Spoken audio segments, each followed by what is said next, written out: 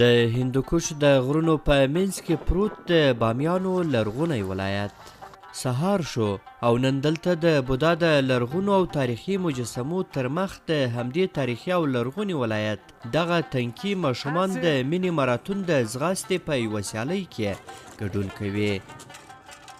امروزی برنامه چی است؟ نن زموږ له دې پروګرام څخه موخه او هدف دا دی چې غواړو خلکو نړۍ ته له همدې لارې د بامیانو د فرهنګي او تاریخي میراثونو ارزښت وښیو او د دوی ملاتړ ترلاسه کړو.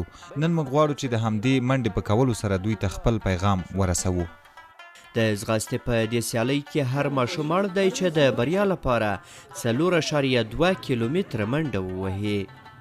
دغه سیالۍ ته چمتوالی پای ته رسیږي او هر ماشوم په سیالۍ کې د لومړۍ درجې د ترلاسه کېدو هیله لري. د مینې ماراتون یو تنغړی او د دې سیالیو چمتو کوونکی محمد تقی تقدسی په دې اړه وایي این برنامه یک برنامه نن زموږ دغه یو کلتوري او ورزشي پروګرام دی او دغه ماشومان به 4.2 کیلومتره منډې ووهي او بیا به بریا ته رسیږي. دا چې بامیان ډیر لرغونی او غني تاریخ لري، د دغه تاریخ ساتنې او پالنې ته اړتیا لري. موږ ښه وګڼله چې په همدې پروګرامونو سره په دې برخه کې ملاتړ ترلاسه کړو. نن په دې پروګرام کې نږدې 40 ماشومانو چې عمرونه یې له 6 کلونو څخه نیولې بیا تر 14 کلونو پورې رسیږي برخه اخیستې ده او دوی به له یو بل سره د منډې وهلو سیالي ترسره کړي. دا بیا په چین کې د بامیانو ولایت له ځایي ماشومانو څخه د ملاتړ په موخه راټول شوي هغه کسان دي چې غواړي له همدې لارې د دوی ملاتړ وکړي او د همدې ځغاستې په کولو سره د نن کورس زده کوونکي وهڅوي.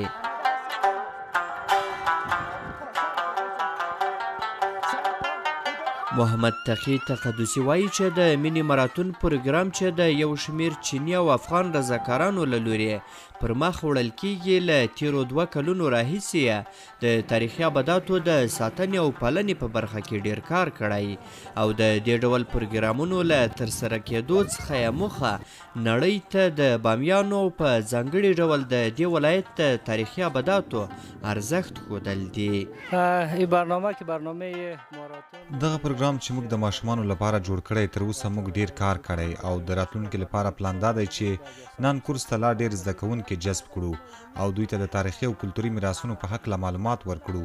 په تیرو 2 کلونو کې زموږ چیني او افغان رضاکارانو له نیکه مرغه ډیر کار کړی او خپل هدف ته نږدې شوي یو. بهاره د ځغاستې د دې سیالیو ګډونواله او د نن کورس زده کوونکې ده. نوموړې وایي ډیره خوشحاله ده چې د مینې ماراتون له لوري په جوړه شوې دې سیالۍ کې برخه اخلي. امروز به خاطر من مسابقه کې اول شوم.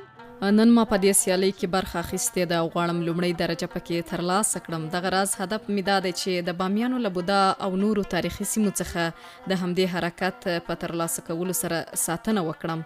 ما د دې سیالیو لپاره ډیر زیار او زحمت ایستلی دی او هره ورځ به مې له کور څخه تر ښوونځي پورې له نورو ملګرو سره منډه کوله. مقام پنجم گرفتم، خوشحال نیستم. نن ما په دې سیالیو کې 5 مقام ترلاسه کړ او خوشحاله نه یم د دې درجې له ترلاسه کېدو څخه، خو دلته په ګډون کولو سره ډېره خوشحاله یم. په نن کورس کې ما د تاریخي میراثونو په هکله ډېر څه زده کړي دي او دلته ټول زده کړي شیان زه بیرته په کورنۍ کې له ټولو غړو سره شریکوم او هغوی هم د تاریخي ابداتو له ارزښت څخه اوس خبر سوي دي. په دې سیالیو کې حسین علي لومړۍ درجه ترلاسه کړه. نوموړی په دې اړه وایي مقام اول گرفتم. ډیر خوشحاله یم چې په دغو سیالیو کې مې لومړی مقام ترلاسه کړ. هیله لرم چې د ژوند په ټولو برخو کې تل کامیاب اوسم.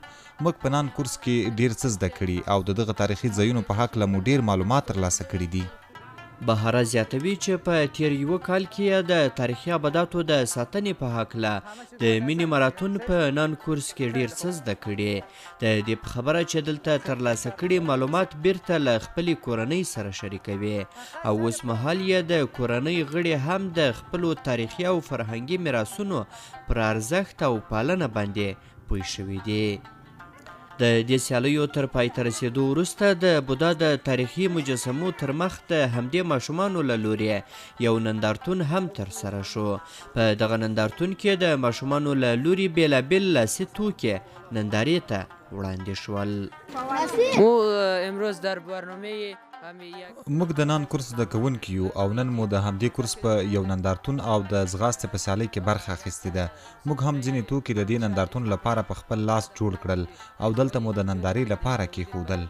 امروز به خاطر دویدن آمدی یک موږ نن دلته د ځغاستې په سیالۍ کې د ګډون لپاره راغلي وو او د غراز ځینې لاسي توکي مو هم جوړ کړي ول او دلته مو نندارې ته ویژدل.